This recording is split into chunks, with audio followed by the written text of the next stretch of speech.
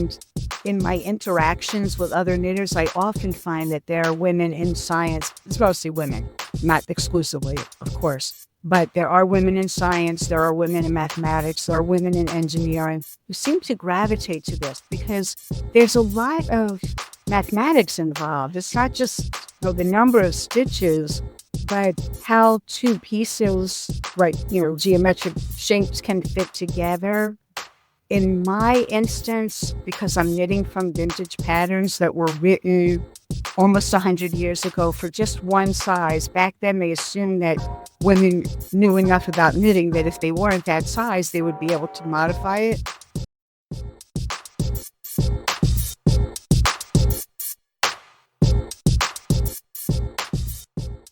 Welcome to another episode of Innovation Insights, where we dive deep into the minds shaping the future of industries through innovation, creativity, and groundbreaking research. We believe that innovation happens in all aspects of life. I'm your host, Dr. Eulanda Sanders. Today, we are thrilled to introduce Billie Elias, a true innovator with over 20 years of experience in the educational toy industry. In addition to her professional accomplishments, Billie has an impressive background in fundraising for schools and hospitals. She has also brought joy and educational value to countless children and families. Billie's talents do not stop there. A lifelong genealogy enthusiast, she has spent decades unraveling the fascinating stories of her family tree and exploring history through meticulous research. Billie combines her engineering expertise, artistic flair, and love for detail to uncover hidden narratives, bringing history to life through old photographs, handwritten records, and family heirlooms. Beyond her professional and genealogical pursuits, Billie is an avid vintage knitter and storyteller. She inspires audiences with her love for creating timeless garments and shares creative techniques on her YouTube channel entitled Show and Tell Knitting. So whether unraveling the mysteries of a family archive or knitting her way through the styles of the 1930s and 1940s, Billie brings innovation, passion, and a deep curiosity to everything she does.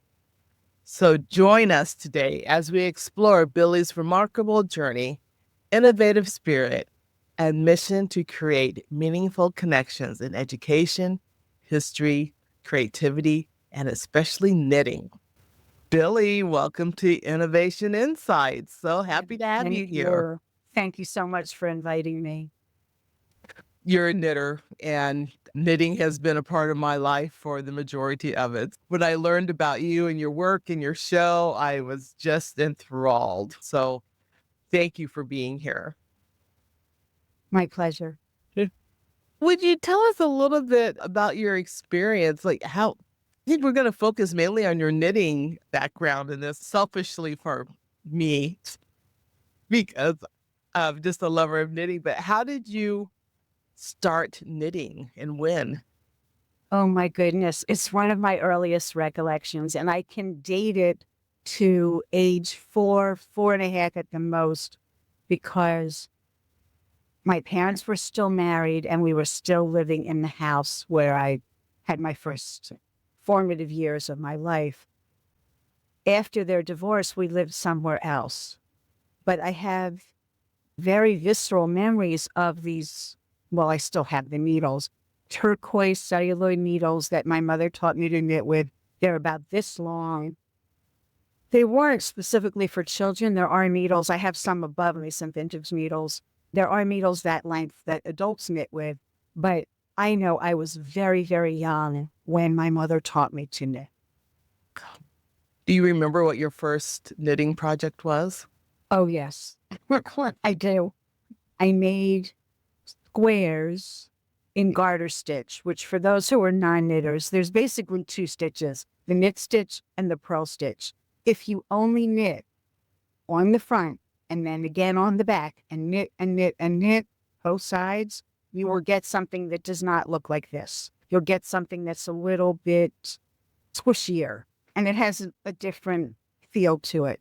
So I knit a ton of garter squares with scraps of different color yarns with the hope someday of assembling them into an Afghan. By the time I had enough and was old enough to put them together, it was so unappealing to me that I think it went into the trash. Okay, that's okay Yeah. because, the muscle memory was still there many years later when I came back to it. And I went on from there to do many, many, many work projects of much greater interest to me. So it sounds like you took a break from knitting and then came back to it. What was the impetus for you to come back to knitting? Well, more interestingly is why I took the break. I spent a lot of years in school. I went through a master's degree in engineering. So all those years that I was being educated, there really wasn't any time to knit. I went to an academic high school and then on to university and then graduate school. So, my days were just full of learning. Well, sort of, and we might get into my digressions from campus. But after that, I had a little time to knit, but then I started my career, so not so much. It wasn't until my child was born that I started knitting again. And then I took a big break raising him and came back to it a third time. So I've had distinct periods of my life where I was not knitting. But like driving a car, if you haven't driven a car for 5 years, you're not in jeopardy of forgetting how to do it. So I didn't forget. Ah, ah.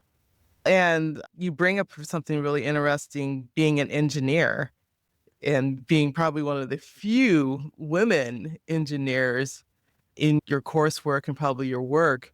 But also, I love the connection between engineering and being a knitter because I do feel like there's a lot of connections there. There are many, many other knitters in the worldwide community. There are about 10 million knitters on a website called Ravelry.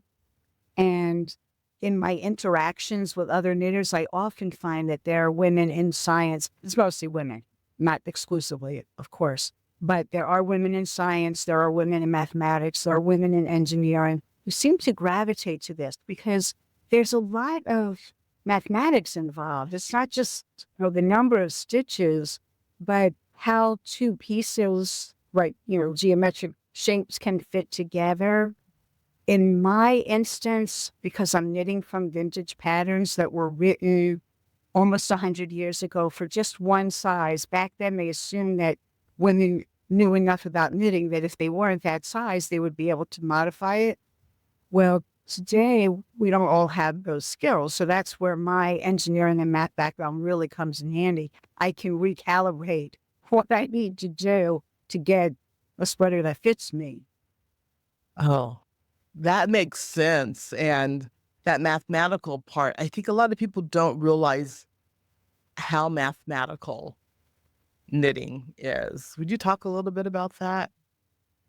Sure, there are a few different types of fabrics that you can create. This is called intarsia, color blocks, but there's also lace, there's also cables, and there's different textures. A lot of those patterns are written with charts. I'm very comfortable reading a chart. Some people are not. I've been reading charts like all of my adult life. But sometimes the charts have colors in them. That's not so hard. But sometimes there are symbols like a forward slash, a backward slash, a caret, a circle, and each of those symbols means something. You may have to go to a legend to find out what that symbol means because not all pattern writers are using the same symbols. So that's part of where my background does come in handy. It's really comfortable for me reading the chart forward or reading it backwards because sometimes you do have to do both, sometimes not. It depends on what you're creating. Sometimes the patterns are written with every row going in the same direction, but it can be very complicated. And I think it's very daunting for people who don't have my background. They can do it, but it's not so facile for them. Hmm. Hmm. That makes absolute sense. And then being able to calculate for different sizes. And so being able to take numbers and calculate to increase or decrease for sizes, as you were mentioning earlier, to fit a round human. Exactly, exactly. I mean, there are people who are tech editors who edit patterns and do grading to different sizes. I had not chosen that path. I'm a little bit of a selfish knitter. I just like to knit mostly for myself. So I don't get into trying to, create it for other people to knit from. But yeah, I mean, and those people are certainly very good in math. And it's very interesting because, you might have a 52-inch bust, but your neck might not be twice as large as my neck just because your bust is twice as large. Well, not quite, but certain parts don't change proportionately. A wrist, even if you're a very heavy person or a very slim person, it's usually between 6 and 8 inches or so. It's not like 18-inch wrist because you're 300 pounds. No. Thank you for saying that. Some of our audience members know that I've taught fashion design, pattern making, both flat pattern, draping, um, knitting. I've taught that too at the university level and privately. And that has also been something, because like every podcast I get on my soapbox, and one of them is for this podcast, is that yes, the human body, just when you're trying to change a pattern to fit humans, like you said, you just don't get larger or smaller in all aspects. And so that's the beauty about knitting. And one of the reasons why I started knitting was because I've been this height since I was 11 years old. So I'm 5'9", and my fingertips almost touch my knees, which means I have really long arms.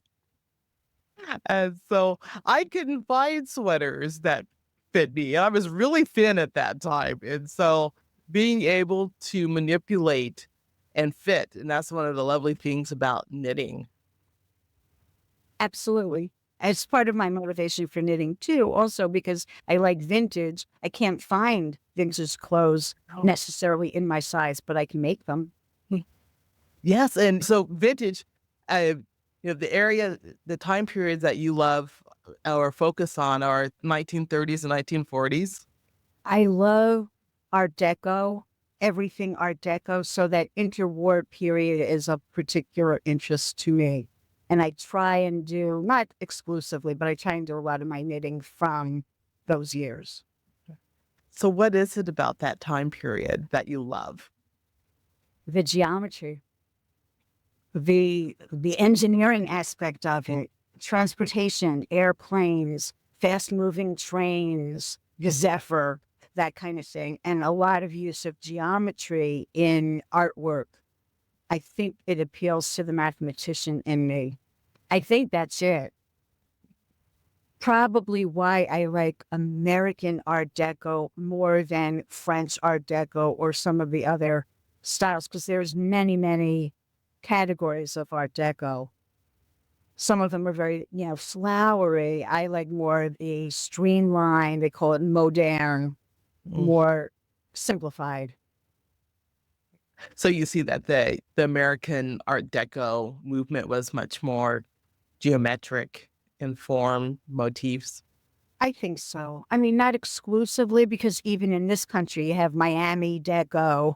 It's different from the Empire State Building or the Chrysler Building, which are our New York landmark Art Deco buildings. So even within the United States, there are different styles. But the ones that are the more geometric ones, the chevrons, semicircular things, the waterfalls, those are more my look. And how does that translate to knitting and knitted garments during that time period?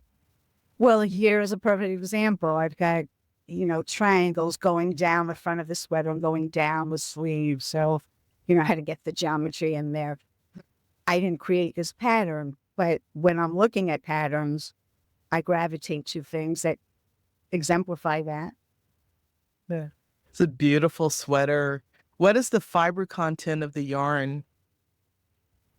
I believe this is 100% merino, so wool. Yeah. Wool. Beautiful. I prefer to knit with wool or other natural fibers as opposed to acrylic and polyester things because the properties are different. And then again, having this background in science, I'm, more fascinated by the materials maybe than somebody else and the properties and the research that goes into, do you want to use yak? Do you want to use cashmere? Because those are different animals than sheep, but wool's coming from, and there are different properties. The stretchiness of it, will it spring back? When you wash it, is it going to stretch out? So, I'm always looking at those kinds of things too. But merino is very, very popular because it's soft and it's wonderful. It's not itchy. It is wonderful. Your sweater is just beautiful. Absolutely. Oh, thank you. Thank you. I mean, while we're on the topic of itchiness, I might just throw in because I do love to travel a lot. And my knitting has opened up new travel destinations for me. Once a year, there's a big yarn festival in the Shetland Islands of Scotland. And I thought it might be interesting to go there as a part of the world that I hadn't been in. So I cajoled my husband into going with me. And I thought, oh, great. It's an opportunity to buy like yarn practically like right off the back of the sheet. And there are a couple of brands that are really like famous worldwide that come from the Shetland Islands. So I went into the premier stores in the town of Lerwick that carry those brands, and they have a wide range of colors. P.S. I couldn't buy anything. Too scratchy. Too scratchy. Interesting. It's not merino. It's Shetland wool. It's from a different breed of sheep, and it has different properties. And if you're knitting an outer garment that's not coming in contact with your skin, okay. But I have skin under this. And do you feel like the breeds have naturally evolved to the breeds of sheep that the wool comes from in the Shetland area? It's coarser, heavier, probably because of the climate too. I think because of the climate, absolutely. Yeah. Yeah, I mean, there's a lot of rain and it gets quite cold in the North Sea area. So, yeah. But there are many, many types of breeds, and I'm certainly not an expert, but other parts of the world are raising different breeds of sheep. Australia is a big place, and there are places in South America too. So, and we have sheep in the US as well. So there are some brands that are completely from sheep to sweater created in the United States. Oh, yes, absolutely, absolutely. Oh, yeah, I love that you travel for textiles. That has always been a motto of mine when my travels. I travel for textiles. I've traveled for my other interests in the past as well. Such as? It's decades ago at this point, but I left a corporate job to start my own business. And I didn't know what that business was going to be. So I thought the best thing I can do is spend 9 weeks in Africa and figure it out. And I did some research before leaving the States, what kinds of products are specific to some of the countries that I plan to visit. I considered for a moment industrial diamonds. My father was a chemist. I knew he would help me if I needed his help in that area. But I ended up traveling all around Africa. And what did I come up with? A very unusual line of jewelry made by African people. And, it had like a real primitive kind of feel to it. And I thought, well, I haven't seen this in New York. It'd be interesting. So I started an import business. And really my motivation was, I'm going to be able to travel for business and I'm going to be able to write that travel off as a business expense. Yeah. But I felt like I got the best of all possible So which country was the jewelry imported from? from South Africa. Okay. Okay. And it was back in the time where they were still apartheid. Okay. And my Interesting. customers in New York were pretty savvy. And after a while, they said, Barry, can't you go to Europe and bring jewelry from there? Couldn't you go to Paris? And I was like, you bet I can. And then I researched, well, what's going on in Paris? Like, what's the scene there? And I learned about trade shows that took place where artisan jewelry people were coming and presenting their designs. And I found really unusual stuff. Actually, these earrings are French Those are gorgeous. from when I was doing my importing. Again, a little Art Deco feel. Absolutely. They were made with original molds from the period, but they're made, in modern times. Not Oh, so. are those still available somewhere? I'm just you're asking for a friend. I like my own personal collection. It's it. Totally. So yes, my business took me to Paris and Milan twice a year, every year for about 7 years. Wow. Wow. So that was a lot of fun. Oh, I'm sure it was. I'm sure it was. What I love about talking with you is that your career and journey has been so varied, and working with young students or recent graduates from college, many times the goal is like, oh, I'm going to have this career that goes like this. And I just plan out all these moves. And it sounds like you've had such various opportunities that you've taken. And you've been very entrepreneurial and innovative with how you've made career moves. Well, just like your students, I had that thought as well. My entire life from maybe age 5, when I wasn't interested in playing with Barbie, I was more interested in building blocks and assembling models of things, more, I guess, early engineering related things, playing games that involved deductive reasoning, chess, and my favorite game was the lie detector game. Anyway, my whole life I was building towards mathematics, my real passion for math. Through high school and then into university, I decided to look for engineering schools as opposed to liberal arts colleges because I really wasn't so interested in history.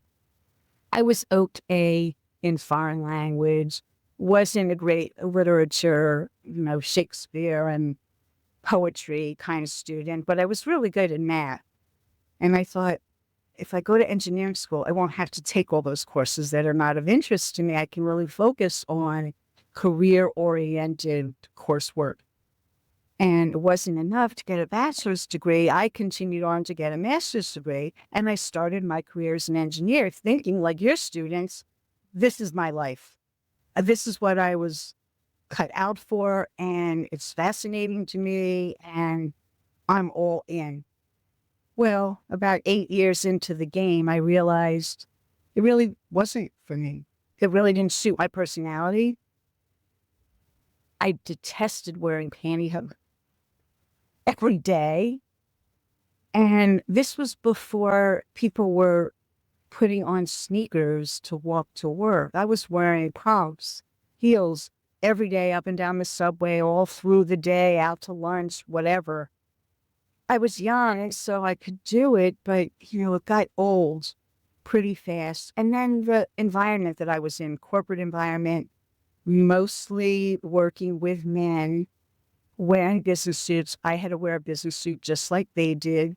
And I had to fit into that, cookie cutter kind of mold. There's really, no room for creativity or originality. This is the way it's always been done. This is the way we're going to do it. The hierarchy. I mean, in no time at all, I was at the glass ceiling and I thought, I devoted to the company, but what about me? I matter. So I was still fairly young in my late 20s when I decided I'm out of here. I'm going to go out on my own and see if I can make it. And it was slow going. It wasn't a magic bullet in any sense. But the freedom of being able to be my own person and laugh whenever I wanted to and jump up and down wherever I wanted to. Like, I just felt like I was myself. Now, there were early signs of this when I was at university because I came from Philadelphia to New York for school. And, when you're on a campus that's in Manhattan, you're really a subway ride away from some of the greatest cultural institutions in the world. And I thought it behooves me to explore these places because I'm pretty sure after I graduate, I'm going back to Philadelphia. So in my 4 years, I made it a point to visit practically every museum and get to the theater and get to the opera and the ballet. And some of my classmates were interested in doing those things with me, but a lot of the times I just went on my own. And even today, I do like to go to the museum by myself because I can go at my own pace. It's sometimes hard. Sometimes my husband and I will go, or I'll go with a friend, and, they want to move on ahead. But I have found, like, thanks and Hacho, like, I'd like to do it my way.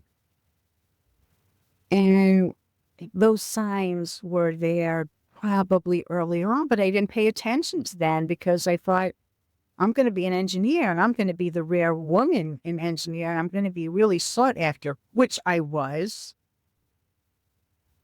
But, after a time, things started to even out, and then a lot of jealousy of me because I was a woman and I didn't have a family and I could do whatever I wanted. My male colleagues, I think, envied that.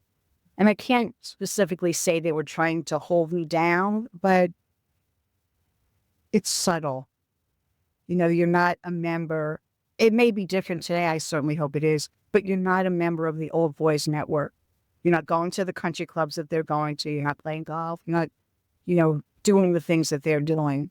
So I felt like it was going to be, a rough road.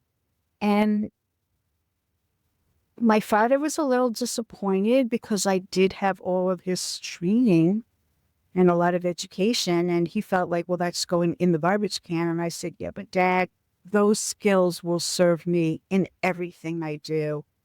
And they have. When I'm doing my genealogy research, I feel like I'm a good researcher. I'm thorough and I know how to ferret things out. A lot of the stuff that I did when I was really involved in genealogy involved looking at old documents. And sometimes those documents were handwritten in foreign countries where script is not like the script that we're used to seeing here. I mean, think about our own Constitution or the Declaration of Independence, things that were, written with pens, feather pens or whatever. Sometimes they're hard for us to read. It's not familiar to us. Well, that's kind of like what I was looking at. But for me, it was like a jigsaw puzzle. It's like the kind of puzzles that I was used to doing and, figuring out problems, piecing together letters and saying, well, maybe it's this. And maybe if I try this, it might be a little better than that. Just one example. A lot of things are transcribed today by people. So they're taking script and they're trying to translate it into text that a computer can read. Well, it depends on who did that transcription. My grandmother's name came out to be something completely different. Several of her letters were different letters. And I was looking for her, searching databases, using, text, and not finding her. Well, I knew she came to this country. And, I knew that. I knew she wasn't born here. And I couldn't find her ship manifest because I simply couldn't find her name the way they were transcribing it. But then I started guessing and looking more deeply, and boom, I found her. So there's that. There's also the stick-to-itiveness. I'm not satisfied until the problem is solved. And that, I think, is part of my training. And I apply that to practically everything I do in my life. If it's planning a vacation, if it's knitting a sweater, if it's designing I'm hoping to redesign my kitchen.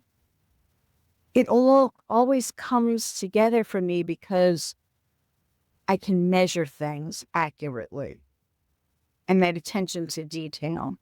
So all these changes, yeah, it's made for a really interesting life, and I have no regrets. So if you have students watching this or people early on in their career, that would be my message to them. Just because you think you're going one way, the world is still your oyster forever. And if you're not happy where you are, then you should really look to make changes that will make you happy. Because for me personally, money is not the only thing in life. Happiness trumps that for me any day. And once I was able to like really focus in on what do I want out of life, I want to be happy. Of course, I want to be healthy too. But more than having a lot of money, I have enough money. More is always nicer. I could go on better vacations, stay in nicer hotels. Okay, not worry when I'm making my travel arrangements. I have to like keep looking for the cheapest flight until I drive myself nuts. So yes, having a certain amount of money to be comfortable, but beyond that, like these guys who have, 50 billion, I don't think they're having a better life in it, like, a million times better than my life. I don't think so. Well, definitely seem to be happy and having a great time. And I so appreciate the gems that you've dropped for our audience, regardless where they are in their career, that it's never too late to change. And you can, if you're not happy doing what you're doing, then do something different. But I also love what you've said about problem solving.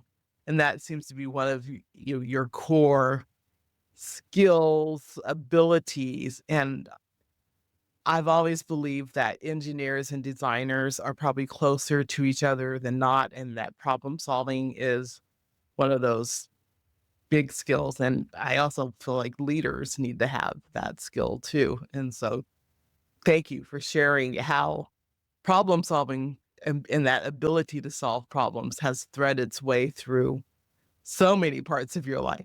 And I guess that was a pun, or yarned its way through so many parts of your life. That was a bad joke. Okay. Oh, sorry. Go ahead. No, it has. It's true. Yeah. Problem solving, it has served me very well. Yeah. So 8 years into your job as an engineer, and you decided it's time to make a change. And is this when you started the import business? Yes. Yeah. Hey. Yes. Wow. Really like diametrically opposed to what I had been doing, but it was another facet to me. I guess I should give my parents some credit here because I am a product of them. And it's really clear. I know that it wasn't the milk who impregnated my mother because my father was a scientist. I've already mentioned that. He worked on the Manhattan Project, I'm very proud to say. My dad was an unbelievable man, brilliant man.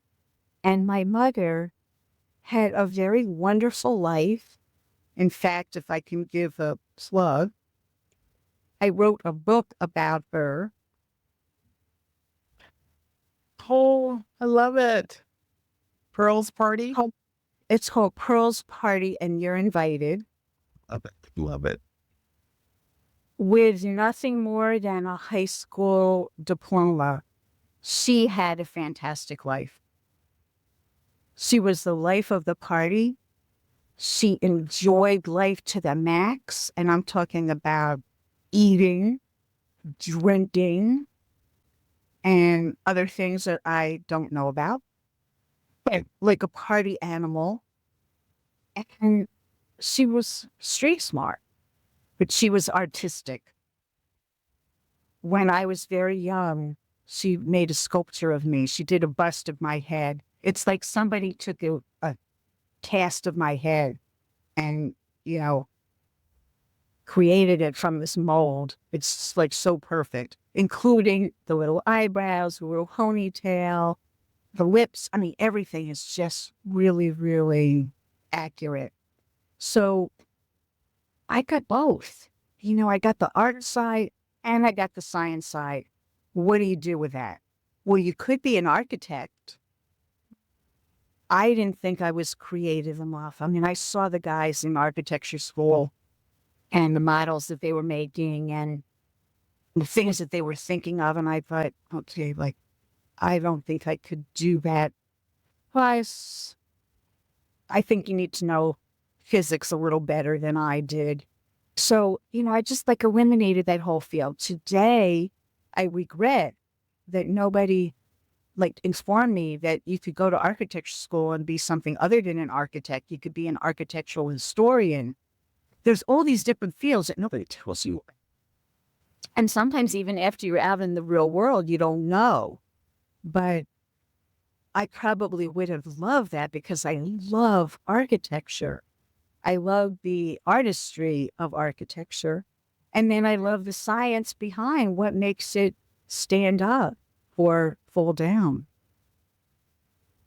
So, yeah, I kind of missed that boat. But okay, I realized that I had some modicum of creativity. I don't consider myself a really creative person. I'm a creator, I'm a maker, but I'm not creative, I don't think. Like, I don't have, that vision.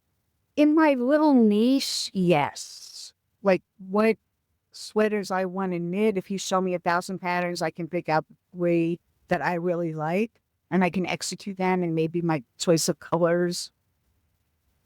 But, I know that there are people who can take a piece of wire, like Alexander Calder, and make it into something fantastic. That's not me.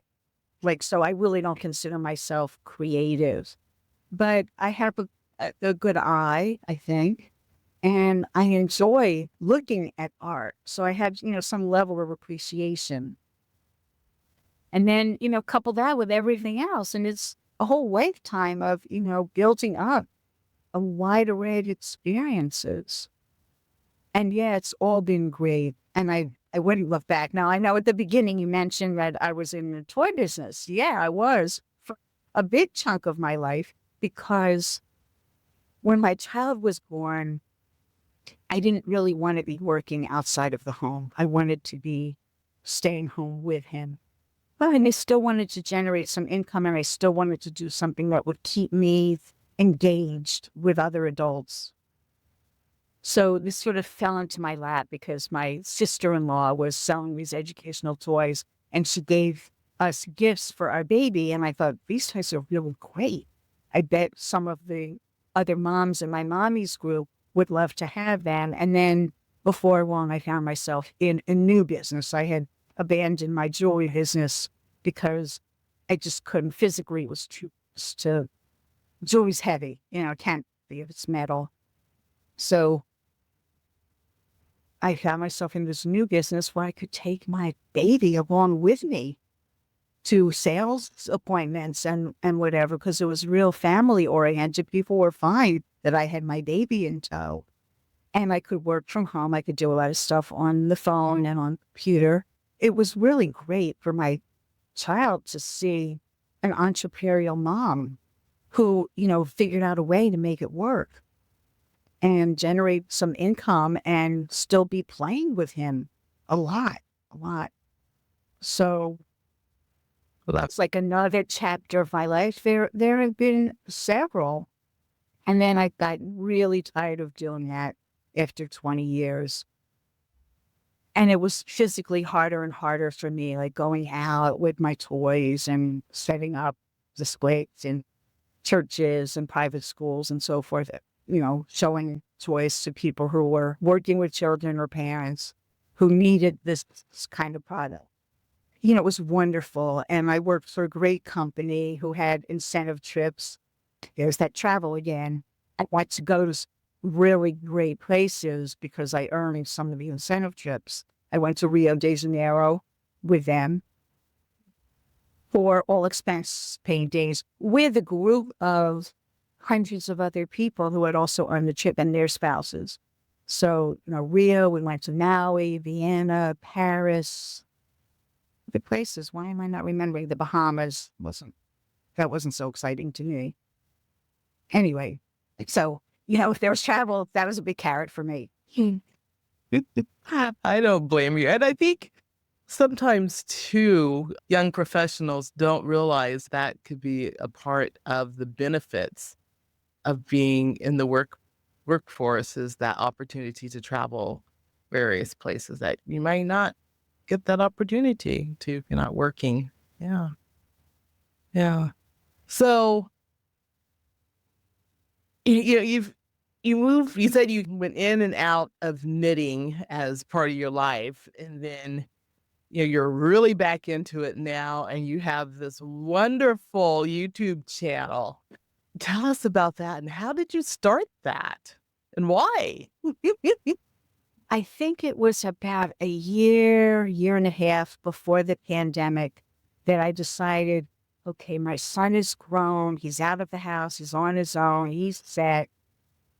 I have time on my hands again. I'm really retired and I'm looking for something to engage me. And I thought, well, maybe I should think about knitting. Some of my friends were knitting and I thought, I like what they're doing. And I remember how much fun it was.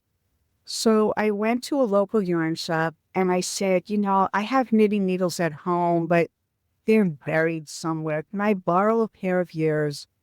I want to buy a ball of yarn and I just want to sit at your table and see if I can remember how to cast on and how to knit. Because it had been at that point about 25 years, I'm going to say.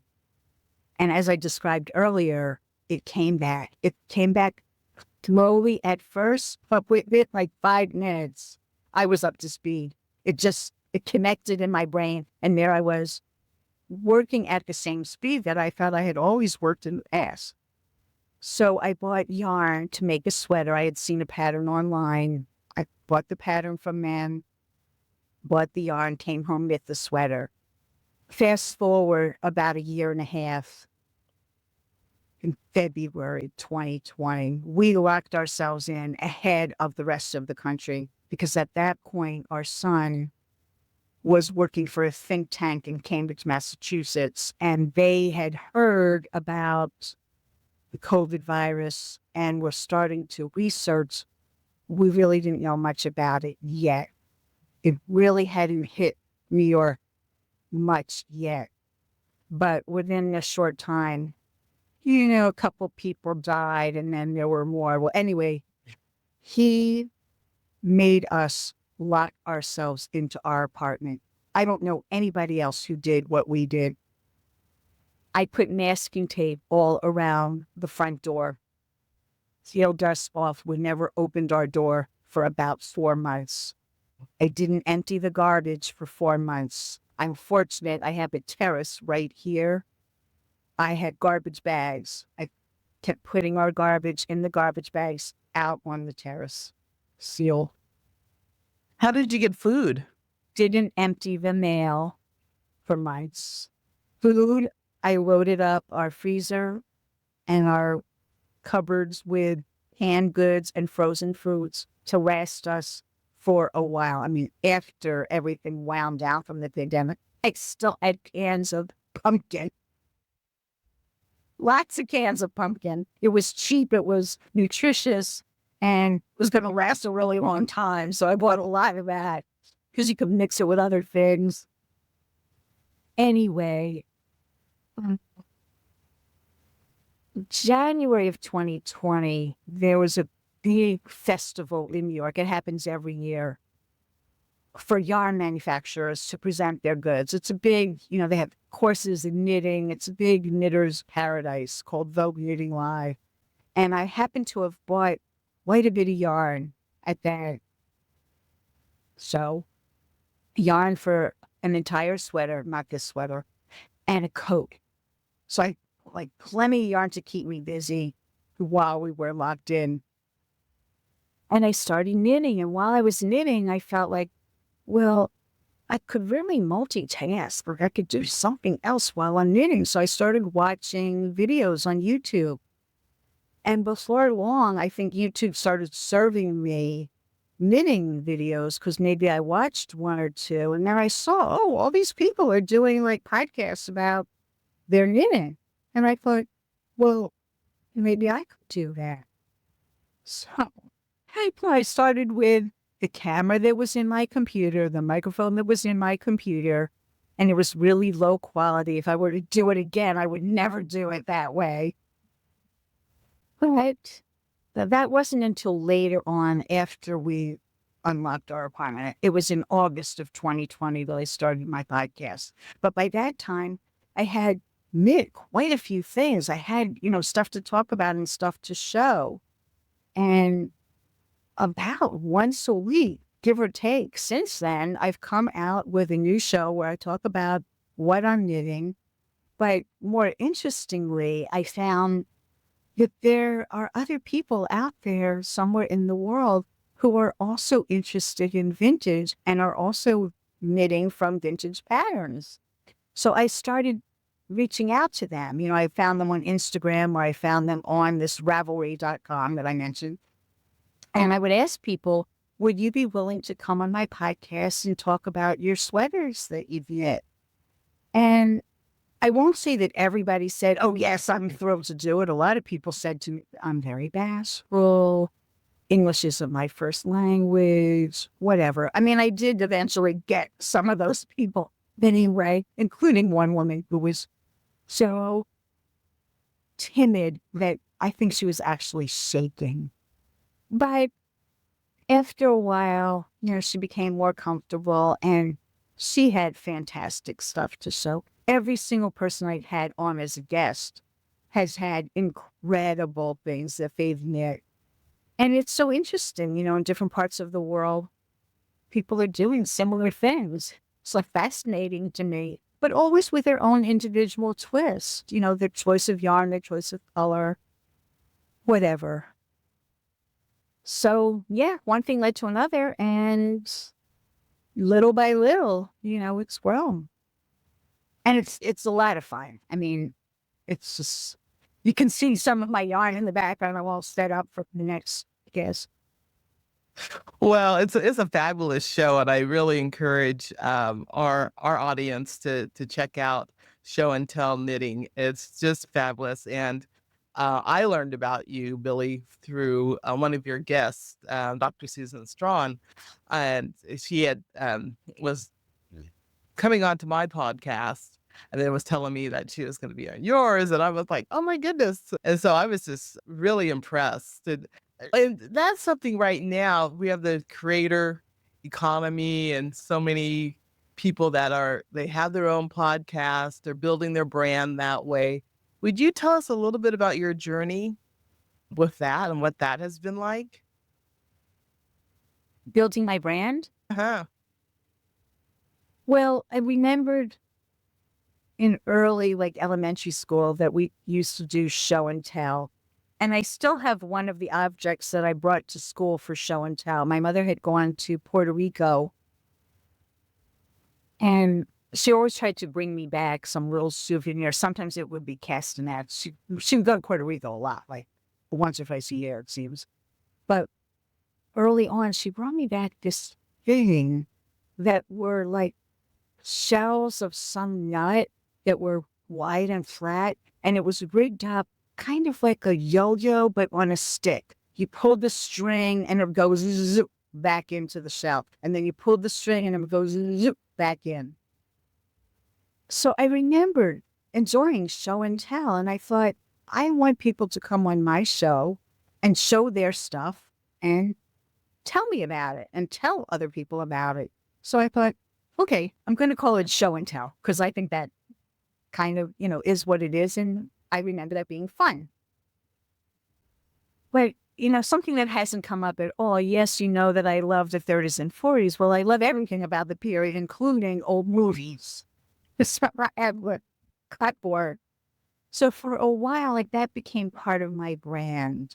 That I would start my show with the clapboard and say, and action and, roll on, and I would talk and then I would introduce my guests.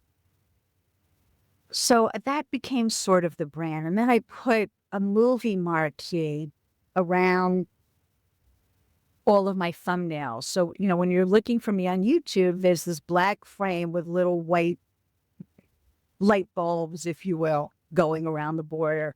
So you can find it pretty easily. I think that's about it. Although in some episodes, I do weave in something about movies. Maybe I saw somebody wearing a fabulous sweater in a movie. Often I see knitters in movies. In fact, I've made, I think, one or two episodes that involved not me and my knitting, not a guest, but knitting in movies or movie stars knitting. So I do have this little knitting theme that winds through movie land too. So I guess that's also a little part of my brand because it's that time period. It's like the golden days of cinema besides all the, other art forms. So I love how you've taken two areas that some people would be like, movies and knitting. What does that have a relationship? And you've built your brand around that. It's so ingenious. And you've thought about the visual aspects of it. And one question I have for you, do you always wear pieces that you've knitted in your episodes?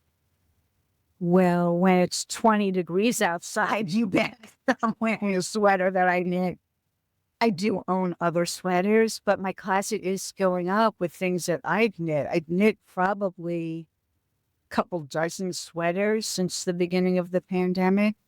So I can't say always, but yeah, a lot. Yeah, yeah. That's great. That's really great. It's Why so not? well, yeah, why not? Yeah, it is so well thought out. Wow. I do have a question for you about innovation. How do you define innovation? To me, innovating is about creating. It's about creating something that hasn't been done before. I mean, I think when we say somebody's innovative, I think generally that's what we mean. They're doing something that's fresh and new. So I think that that's it. And maybe I might add with a vision of how this thing that you're creating will move people forward. I think there has to be some future with the innovation. It's not like do it now and it's over tomorrow. I think there's this vision of where you're going with that innovation that's part of being innovative too. I like the inclusion of the vision and moving forward. Sometimes you hear innovation as a buzzword and you're like, just to innovate.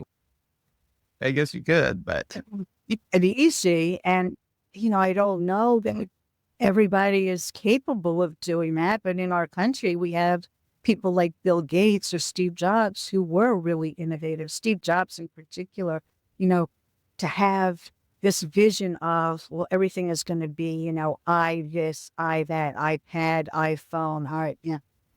And the styling of it completely different from what everybody else making computers was doing.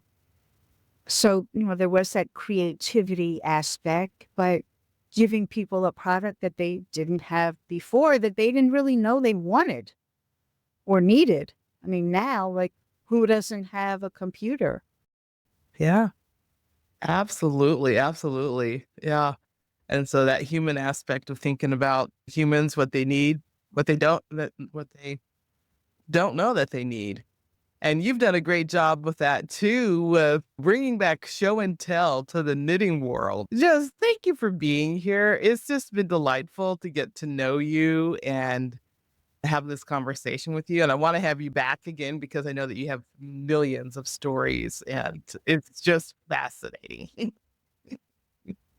Well, you live long enough and you can reinvent yourself many times. And each time it was a completely new experience. It's been great. I mean, I hope I have more things to come, but it seems like I'm pretty settled into knitting and maybe I'll be able to knit for the next 20 years and I should live that long. Let's hope that you do and that you continue knitting. And as you said, As my fingers, no arthritis, make sure, they stay good because without this, there's no knitting. There's machines, but I won't do that. You can't carry the machine on the airplane like I can carry my knitting needles, which, you by the get way, TSA regulations say that you can carry knitting needles on the flight. So, in case thank, you might want a little factoid, thank, another good research. thank goodness. Yeah, there was a time where you couldn't. I was traveling during that time. I remember one time I had a group that we were taking to India and some of them were wanting to learn to knit on the trips. We encouraged them to bring their knitting needles. And we had a few times that we had some challenges with the knitting needles, making sure that they was able to get onto the plane and especially It's in country. ridiculous. Yeah. This is just as sharp and pointy and dangerous as my knitting needle.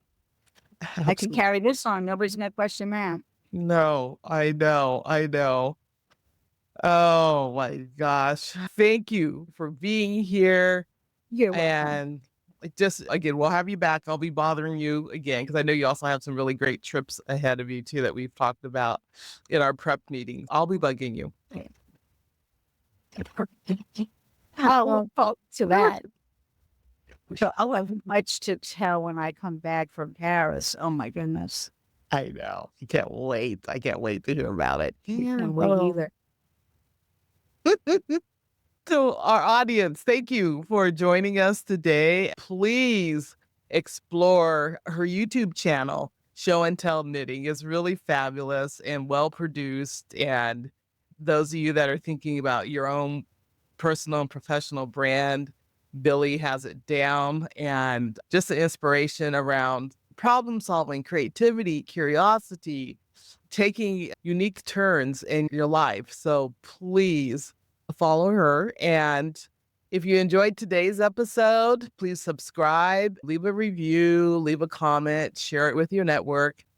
Please stay connected with us at Innovation Insights for more stories where we celebrate creativity, professional growth, and this the entire spirit of innovation. Until next time, keep innovating, keep dreaming, and keep making a difference.